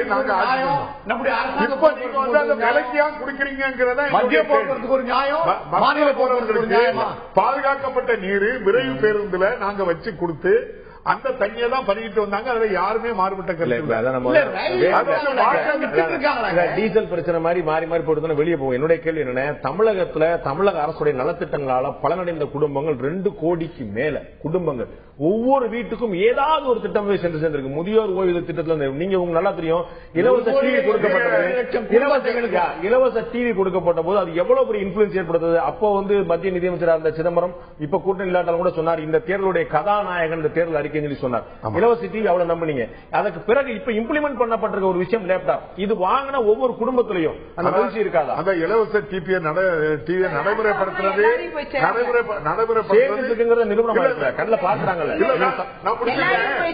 அதே நேரம் ஓய்வூதியமும் எங்கள் மாதிரி தொகுதிகள்ல அம்மா திட்டம் சொல்லி ஆர்டர் கொடுத்துட்டாங்க. ஆனா யாருக்கும் பணம் போராட்டம் எல்லாம் நடத்தி கைதி ஆனோம் நாங்க. 1000 பேர் வாங்கிட்டு இருக்காங்கன்னா இப்ப 500 பேருக்கு தான் வருது. அது 3 மாசமா வரல. நீங்க கிராமத்துல வந்து முழுமையா பாக்கணும். யாருக்குன்னா 1000 ரூபாய் சொன்னாங்க. மத்திய அரசினுடைய முழுமையான இலவசங்களை தமிழக மக்களை அரசிடம் கையேந்த வைக்கிறார்கள். கையேந்த வைத்து ஓட்டுகளை அதற்கு பரிகாரமாக வாங்கிக் கொள்கிறார்கள். மக்களை காலையில நிற்க வைக்கின்ற அரசாங்கம் இல்ல. எதையாவது கொடுத்து ஓட்டை வாங்குறதுக்கு தொடர்ந்து அரசாங்கத்தை நம்பி இருக்கிற விஷயத்தை செய்து கொண்டிருக்கிறார்கள். அதை வந்து பெருமையாக பேசிக் கொண்டிருக்கிறார். கொடுத்த இலவசங்களுக்கு தான் ஓட்டு போடதா இருந்திருந்தா 2011 திமுக தோத்திருக்காது. ஏன்னா அவ்வளவு நலத்திட்டங்கள் இந்தியாவில வேற எந்த மாநிலத்திலும் கொடுக்கல. அவ்வளவு நம்ம கொடுத்தோம். நலத்திட்டங்களை இப்ப வாங்குறவங்க எல்லாருமே என்ன சொல்றாங்கன்னா இது நம்முடைய வரிப்பணத்துல வந்திருக்கு அப்படிங்கறத தவிர மாற்றுப்பட்ட கருத்து. கட்சிக்கு பணம் கொடுத்தா, கட்சியில இருந்து பணம் கொடுத்தா கூட அவங்க எங்க இருந்து தப்பு பண்ணி கொண்டு வந்திருக்காங்க. இங்கதான் இந்த தடவை அதிமுக கொடுத்த 200 ரூபாயை வாங்கி வச்சுக்கிட்டு 500 ரூபாய் வாங்கி இல்ல நம்ம இதை ஏற்றுக்க முடியாது. ஏற்கனவே சொன்னேன், நம்ம தவறான தகவலா தயவு செய்து நீங்க பதிவு செய்யணும். குற்றச்சாட்டுகளா தான் இருக்கும். நம்முடைய வாக்குமூலமா இங்க பதிவு செய்ய முடியாம நிச்சயமா இல்ல அதே மாதிரி குற்றச்சாட்டுகள் திமுக சொல்ல முடியும். நான் விஜயதாரத்தை கேட்க விரும்புறேன். இந்த தேர்தலில் நீங்க திமுகவுடைய கூட்டணி அமைக்கிறதுக்கு கடுமையான முயற்சி பண்ணீங்க. அப்படி ஒரு கூட்டணி அமைஞ்சிருந்து உறுதியா இருந்தா இந்த பின்னடைவு 2 கட்சிக்கும் ஏற்பட்டிருக்காது. இந்த தேர்தல் முடிவுகள் வேறு மாதிரி அமைஞ்சு நீங்க நம்புறீங்களா? நிச்சயமா. அதாவது இவரு 20 வரும்னு இப்ப சொன்னாரு. அந்த 20 வந்து ஒருவேளை காங்கிரஸோட கூட்டணியில் இருந்தா அந்த 20 வந்திருக்குங்கிறது என்னுடைய நம்பிக்கையா இருக்கு. அந்த 20 இருந்து கம்மியா வருவாங்க நான் நினைக்கிறேன். நீங்க சொல்ற அந்த அளவுல ஒற்றை இலக்குல நீங்க தந்தி டிவில வந்து கருத்து கணிப்புல திமுகவுக்கு ஒற்றை இலக்கு கொடுத்திருக்கீங்க.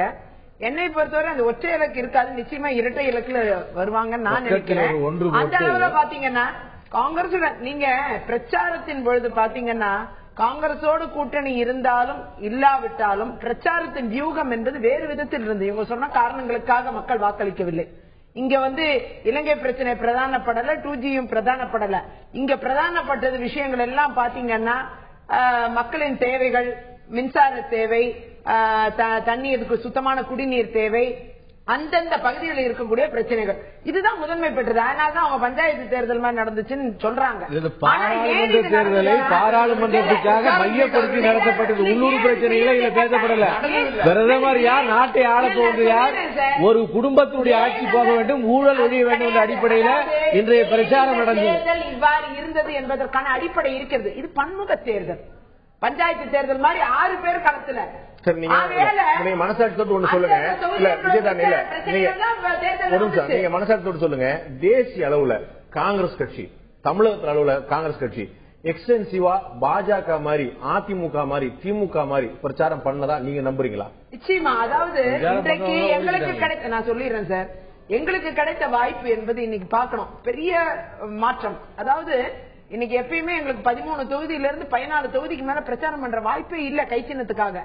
அதுதான் உண்மை. ஆனா கிட்டத்தட்ட 15 ஆண்டுக்கு பிறகு உங்க கூட்டணி கட்சியில நீங்க பிரச்சாரம் பண்ணல. இல்ல கூட்டணிக்கு தான் பிரச்சாரம் பண்ணோம். கை சின்னத்திற்கு, அதான் நான் திருப்பி சொன்னா கை சின்னத்திற்கு வாக்கு கேட்க வாய்ப்பு இல்ல. கிட்டத்தட்ட 15 ஆண்டுக்கு பிறகு எல்லா தொகுதிகளிலும் கை சின்னத்துக்கு என்று வாக்கு கேட்டிருக்கோம். அப்படின்னா காங்கிரஸ் கட்சியில் விருப்பம் இருந்தோ இல்லாமலோ இருந்தவர்கள் எல்லோரும் கூட்டணிக்காக பிரச்சாரம் பண்ண மாட்டேன்னு மனசுல நினைச்சவங்க எல்லாருமே வெளியில வந்துட்டாங்க. வந்து இந்த முறை எல்லோருமே களத்தில் இருந்தார்கள். அதன் பெருமை என்பது எங்கள் நிச்சயமாக நாங்கள் அது பெருமையாக நினைக்கிறோம். அது வாக்குகள் நிச்சயமாக காங்கிரஸ் கட்சி தமிழகத்தில் 3வது பெரிய கட்சியாக ஓட்டு வாங்குங்கிறதுல இன்னைக்கு என்னால் உறுதியா சொல்ல முடியும். மிகப்பெரிய பொறுமை இல்ல. பெரிய நரேந்திர மோடி இல்லவே இல்ல சார். சும்மா தமிழ்நாட்டில் நரேந்திர மோடி இருக்காரு இருக்கான்னு சொல்லி அசிங்கப்பட்டுறாதீங்க. இல்லவே இல்ல. நரேந்திர மோடி குஜராத்ல தான் இருக்காரு, டெல்லியில தான் இருக்காரு. அவருடைய கிராமங்கள் உங்க தொகுதியில கிராமத்துல போய் பாருங்க. உங்க தொகுதியில கிராமத்துல போய் பாருங்க, மக்களை கேளுங்க.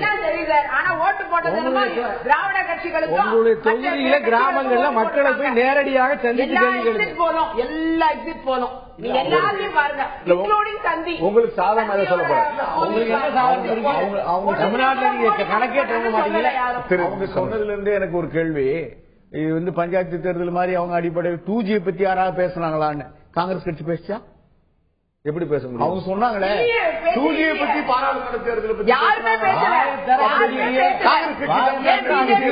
அட்டாக் வருது. இல்ல அகில இந்திய அளவுல 2G பேசிச்சா? பேசுறத விடுங்க. பிரதான எவ்வளவு தூரத்துக்கு பணந்து போய் பரபரப்பாக திமுக தலைவர் தூஜியை சொல்றாங்க. தூஜி வருவாய் இழப்பு. அதே மாதிரி 11,000 கோடி ரூபாய் தமிழ்நாட்டில் இழப்பு அப்படின்னு சொல்லி ஒரு கிராம சாலை போட்டதுல, அதே மாதிரி தீயணைப்பு துறைக்கு கருவி வாங்கினதுல, அரிசி பருப்பு வாங்கினதுல 11,000 கோடி ரூபாய் இழப்புன்னு சொல்லி உங்ககிட்ட தான் டேபிள் பண்ணிருக்கு சிஏஜி ரிப்போர்ட். அதை நீங்க படிச்சு பார்த்தீங்களா? அது என்ன குற்றமோ அதே குற்றம் தான் 2G குற்றம். தூஜியோ மற்ற விஷயங்களும் மக்கள்கிட்ட எப்படி சென்று சேரும் மக்கள்கிட்ட எப்படி சென்று சேரும் பார்க்கும்போது அந்த முறைகேடு அப்படிங்கிறத தாண்டி இதுல ஊழல் நடந்திருக்கும், இதுக்கு ஒரு உள்நோக்கம் இருந்திருக்கும் அப்படிங்கிற ஒரு குற்றச்சாட்டு தான் மக்கள்கிட்ட ஆழமா பஞ்சிருக்கு. நீங்க ஏத்துக்கிறீங்க, நான் ஏத்துக்கிறவங்களை தாண்டி தமிழக மக்கள் ஒரு கிராமந்தோறும் சொல்ல ஏப்பா இந்த 1,76,000 கோடி இல்லப்பா அப்படிங்கிற அந்த எண்ணம் அவன் கன்வின்ஸ் ஆகாம அந்த நம்ம அந்த எண்ணம் 2011 அப்படி ஒண்ணு பண்ணது அது அவ்வளவு தவறு அப்படிங்கறத பெங்களூர் கோர்ட்ல நடக்கக்கூடிய ஊழல் கேஸ் இப்ப முடியும் போது 18 வருஷமா இன்னுமா அந்த கேஸ இன்னும் முடிக்காம இருக்காங்க. இவ்வளவு பெரிய ஊழல் பண்ணிட்டா என்ன இருக்காங்க அப்படின்னு சொல்றாங்க. நிறுவனமாகல ஊழல் கேஸ் தான் அங்க நடக்கு. சொத்து குவிப்பு நடக்கு. ஊழல் அதான் சொத்து குவிப்பு நடக்குது. அது வருமானமாக 27 மாசம் 27 ரூபாய் சம்பளம் வாங்கிட்டு 4,000 கோடி ரூபாய்க்கு சொத்து எப்படி வந்துங்கிறதா மக்கள் அது நீதிமன்றம் சொல்லும். அதே மாதிரி அவங்கள்ட்ட நிறைய சொல்ல முடியும். சர்க்காரியால விஞ்ஞானபூர்வமான ஊழல் சொன்னா அவங்களும் சொல்ல முடியும். சர்க்காரியா கமிஷன்ல யாரு வழக்கு போட்டாங்களோ அதே அவங்க அது உண்மை இல்ல. இந்த கேஸா இருக்கட்டும், அவங்க சொல்ற அந்த கேஸா இருக்கட்டும், திமுக மேல கேஸ், அதிமுக மேல கேஸ், இது எந்த கேஸுமே தேர்தலின் ஒரு பிரதான படலைங்கிறது என்னோட விஷயம். இதுல ஊழல் இந்த ரிசல்ட் எப்படி அமைஞ்சாலும் கூட இந்த தேர்தலில் ஊழல் அப்படிங்கிற ஒரு பிரதானமான விஷயமா இருக்கவில்லை அப்படிங்கிறாங்க. உங்களுடைய பிரதமர் வேட்பாளர் மோடி கூட நாடு முழுக்க பிரச்சாரம் பண்ணும்போது ஒரு வளர்ச்சி பத்தி பேசினாரு. பின்னாடி கொஞ்சம் கம்யூனல் ஜாதி கார்டெல்லாம் கொஞ்சம் அப்பப்ப தூக்கி விட்டாரு. தவிர ஊழல் குற்றச்சாட்டு செஞ்ச மாதிரி அவர் பெருசா எங்கேயும் பேசின மாதிரி ஞாபகம் இல்ல. 477 கூட்டங்கள் பேசியிருக்காரு. தொடர்ந்து ஒவ்வொரு கூட்டத்திலையும் வளர்ச்சி, ஆட்சிக்கு வந்த பிறகு செய்ய வேண்டியது, இந்தியாவில் ஏற்பட வேண்டிய மாற்றங்கள், ஊழல் பிரதானமாக ஆங்காங்கே கடுமையாக பேசப்பட்டிருக்கிறது. இந்த அரசாங்கம் ஊழலுக்கு எதிராக கடுமையான நடவடிக்கை எடுக்கப்படும் என்கின்ற விஷயத்தையும் பேசியிருக்கிறார். ஒரு கேள்விக்கு கேட்கும்போது நீங்க அவர்களை பழிவாங்குவீர்களா என்று வதேரா ராபர்ட் வாத்ரா அவருடைய விஷயங்களை பற்றி பேசுகின்ற போது பழிவாங்குகின்ற எண்ணம் எனக்கு இல்லை, நான் பழிவாங்குவதால் அதிகமாக பாதிக்கப்பட்டிருக்கிறோம், ஆனால் சட்டம் தன்னுடைய கடமைக்கும் சட்டத்திற்கு பின்னால் யாரும் முடிந்து கொள்ள முடியாது என்கின்ற விஷயத்தை பேசியிருக்கிறார். தமிழகத்திலே கூட முதலிலே இந்த சேனலிலே கூட இந்த ஆட்சி ஊழலுக்கு எதிரான கூட்டணியாக நீங்கள் சேர்ந்திருக்கிறீர்களா, இந்தியாவிலே ஊழலுக்கு எதிராக பேசுகிறீர்களே, தமிழகத்திலே அதை எதிர்ப்பீர்களா என்கின்ற விஷயங்கள் எல்லாம் பேசப்பட்டிருக்கிறது. ஆக ஊழலிலே இந்த தேர்தலிலே பேசப்படவில்லை என்று சகோதரி சொன்னாங்கன்னா அவங்க கண்ணை மூடிக்கொண்டு தேர்தல் பிரச்சாரம் பண்ணிருக்காரு அல்லது காதை பொத்தி கொண்டு தேர்தல் பிரச்சாரத்தில் இருந்திருக்காங்க. அர்த்தமாக ஊழல் என்பது பிரதானமான விஷயமாக நாடு முழுவதும் வைக்கப்பட்டிருக்கிறது. என்னன்னா பொது சிவில் சட்டமும் ராமர் கோயில் கட்டுவதும் பாபரி மசூதி மேல அப்படி பேசிக்கொண்டே 57 வருஷங்களுக்கு பிறகு தமிழகத்திலே காங்கிரஸ் சைபராக காங்கிரஸ் கணக்கே தோற்காமல் இருக்க போகிறது. திமுக நீங்கள் நடுவடியிலே இறக்கிவிடப்பட்டிருக்கிறீர்கள். அரசியல் அனாதைகளாக போய் செல்லா காசாக போகிறீர்கள். மறுபடியும் பொது சிவில் சட்டத்தையும் இதையும் பேசினா உங்களுடைய தலையெழுத்து கதி அதாகத்தான் போகிறது. என் கருத்து என்ன அப்படின்னு சொன்னா, டெல்லி மாநிலத்துக்கு தேர்தல் நடக்கும்போது பிஜேபி நாங்க ஆட்சிக்கு வந்தே தீர்வண்ணி இப்போ நான் 12ஆம் தேதியில இருந்து இப்ப முழங்குறாங்களே முழக்கம், இதே முழக்கம் இதே மகிழ்ச்சியில தான் இருந்தாங்க. முடிவு எப்படி கெஜ்ரிவால் சீஃப் மினிஸ்டர் ஆனாரு. கெஜ்ரிவாலை எதிர்த்து பிரச்சாரம் பண்ணவர் யார் யாருக்கு எதிராக பிரச்சாரமா அவங்க 2 பேரும் சேர்ந்துக்கிட்டாங்க. வெளியும் புனியும் ஒன்னா சேர்ந்து விரோதிகள் 2 பேரும் ஒன்றாக சேர்ந்து கொண்டார்கள். அப்ப அப்படிதான் நடக்கும். அவர் சொல்ற பாயிண்ட் பாத்தீங்கன்னா கெஜ்ரிவால் வெற்றி பெற்றார் அப்படிங்கிறது அல்ல, எல்லா கருத்து கணிப்புமே அவருக்கு வந்து ஒற்றை இலக்கத்துக்கு மேல கொடுக்கல. 7 தொகுதி 8 தொகுதி ஜெயிப்பாங்க, 28 தொகுதி அவங்க ஜெயிப்பாங்க அப்படிங்கறத யாருமே யூகிக்க முடியல. அவர் சொல்ற பாயிண்ட் தான் தமிழகத்திலே புதிதாக கூட்டணி உருவாகி இருக்கிற காரணத்தினாலே கெஜ்ரிவாலுக்கு கொடுத்த அதே விஷயத்தை தான் தமிழகத்தில் இருக்கிற கருத்து கணிப்பு பாஜக கூட்டணி புதிய கூட்டணி என்கின்ற காரணத்தினாலே அஞ்சுகிறீர்கள், கொடுக்க வேண்டாம் என்று நினைக்கிறீர்கள். அதனால்தான் ஊடகங்கள் எல்லாம் பாரதிய ஜனதா என்டிஏ வந்து மிகப்பெரிய வெற்றியை பெறும் அப்படிங்கிறது தான் இதுல உள்ள நம்ம ஊடகத்தினுடைய கருத்து பண்ணைக்கு உள்ள கருத்து கணிப்பு. டெல்லியில என்ன நடந்தோ அதே நிலைக்கு என்ன காரணம்னா, நார்த்ல இன்னைக்கு அவங்களுக்கு சிம்ம சொப்பனமா இருக்கிறது முழுதுமே கெஜ்ரிவால் தான். அந்த கெஜ்ரிவால் எடுக்கிற ஒவ்வொரு ஓட்டம் அவங்களுடைய பிஜேபிக்கு மிகப்பெரிய பின்னடைவு. நிச்சயமா நான் சொல்றேன், 150 இருந்து 190 சீட்டுக்கு மேல என்டிஏ வரவே வராது. காங்கிரசும் வர முடியாது. இந்தியாவில் இருக்கக்கூடிய அந்தந்த மாநில கட்சிகள் தான் மிகப்பெரிய ஒரு முன்னேற்றமான ஒரு நிலைக்கு வரும் என்பது குறிப்பா திமுக தான் வந்து மிகப்பெரிய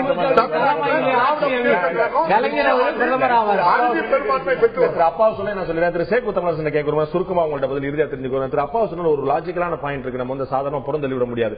2 முனை போட்டி இருக்கும் போது தேசிய அளவில் பல கருத்து கணிப்புகள் துல்லியமாக அமைந்தன. ராஜஸ்தான்ல என்ன போகுது, மத்திய பிரதேசம் என்ன போகுது, குஜராத்ல என்ன போகுது தெளிவா சொன்னாங்க. ஆனா 3 முனை போட்டி இருந்த டெல்லியில அனைத்து கருத்து கணிப்புமே சற்று தவறா சொன்னது. பிஜேபி லீடு எடுக்க போது காங்கிரஸ் தோக்க போறதும் தெளிவா வந்தாங்க. ஆனா இப்படி 28 சீட்டுகளோட இன்னொருத்தவங்க வந்து ஆட்சி அமைக்கிறதுக்கு போட்டி கொடுக்கிற அளவுக்கு வருவாங்க யாரும் எதிர்பார்க்க முடியல. தமிழகத்துல 5 முனை 6 முனை சொல்ல முடியாட்டாலும் கூட நிச்சயமாக 3 முனை போட்டி எல்லா இடத்துலயும் இருந்துச்சு. அந்த 3 முனை போட்டி முடிவுகளை நீங்கள் எதிர்பார்க்கிற மாதிரி அமைக்கும் என்பதற்கு என்ன உத்தரவாதம்? சுருக்கமாக அண்ணா திராவிட முன்னேற்ற கழகத்துக்கு இன்னும் ஒரு வாக்கு வங்கி இருக்கு. இன்றைக்கும் இங்கு உள்ளவர்களோ அல்லது வெளியில இருக்கிற விமர்சகர்களோ யார் ஏற்றுக்கொள்கிறார்களோ இல்லையோ, ஒரு நிதர்சனமான உண்மையை நாம் வந்து தெரிஞ்சுக்கணும். அண்ணா திராவிட முன்னேற்ற கழகம் தான் இங்கே தனிப்பட்ட வகையில பெரிய அரசியல் கட்சி. இதுவரைக்கும் வாக்கு வங்கியை நிரூபிச்சுட்டு வந்திருக்கிற தனித்தனி போட்டி. அண்ணா திராவிட முன்னேற்ற கழகம் திமுகவும் சில கட்சிகளை கூட்டு 5 இடங்களை தந்திருந்தா கூட அது ஒரு தனி போட்டி, அது ஒரு பெரிய கட்சியோட கூட்டு சேரல. பாஜக கூட்டணி என்பது முழுக்க முழுக்க அது ஒரு சந்தர்ப்பாத கூட்டணி. கடைசி வரையில வந்து ஒருத்தர் இன்னொரு தொகுதிக்கு போல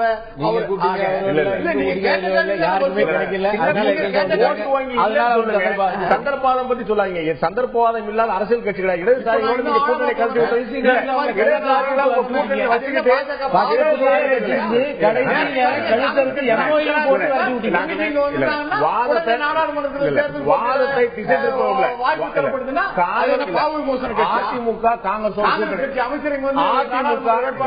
அதிமுக காங்கிரஸோட கூட்டணி அமைத்தது, பாஜகவோட கூட்டணி அமைத்தது, இடதுசாரியோட கூட்டணி அமைத்தது. எந்த கட்சிக்கும் நிச்சயமாக சந்தர்ப்பவாதம் பற்றி பேசுறதுக்கு எந்த கட்சிக்குமே உரிமை இல்லைன்னு நினைக்கிறேன். எந்த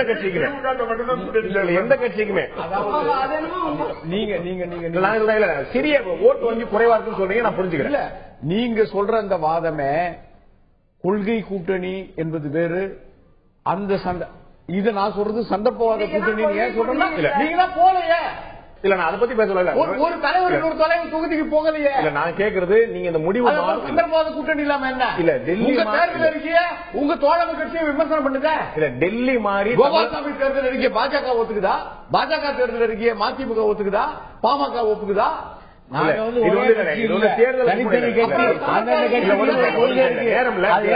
அவசியம் இல்ல. நான் சொல்றது நீங்க சொல்றது வந்து தேர்தலுக்கு முன்னாடி நடத்திருக்க வேண்டிய விவாதம், அது முடிஞ்சு போச்சு. இப்ப நீங்க கேட்கிற கேள்விக்கு எங்களுடைய பதில், அண்ணா திராவிட முன்னேற்ற கழகம் தான் தமிழ்நாட்டின் தனிப்பெரும் அரசியல் கட்சி. அதனுடைய வாக்கு வங்கி அதிகரித்திருக்கிறதே தவிர சிதறவில்லை, குறையவில்லை. தனியாக 40 தொகுதிகளிலும் போட்டிட்டு இருக்கிற அண்ணா திராவிட முன்னேற்ற கழகத்தினுடைய வாக்கு வங்கி அதிகரித்திருக்கிறது. ஆனால் அதிமுகவுடைய எதிரணி வாக்குகள் எல்லாம் இங்கே பல வகையில சிதறுண்டு கிடக்கிறது. மக்கள்கிட்ட கேட்டிருந்தோம் இந்த கருத்து கணிப்பு முடிவுகள் சொல்லக்கூடிய செய்தி என்ன என்று நாம் மக்களிடம் கேட்டிருந்தோம். மக்கள் தங்களுடைய கருத்துக்களாக குறுஞ்செய்தி மூலமாக என்ன தகவலை பரப்பியிருந்தார்கள் இப்போது பார்க்கலாம்.